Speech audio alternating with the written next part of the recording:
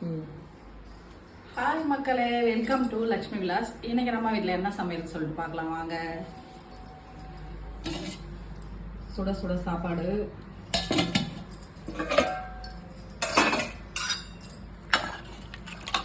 கத்திரிக்காய் முருங்கைக்காய் சாம்பார்,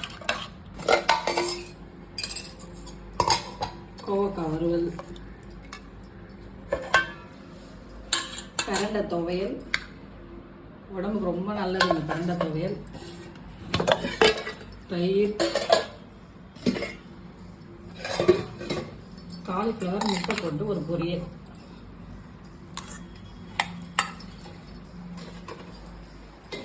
இதெல்லாம் தான் நம்ம வீட்டில் ஸ்பெஷல். உங்கள் வீட்டில் என்ன ஸ்பெஷல்னு சொல்லிட்டு கமெண்ட் பண்ணுங்கள்.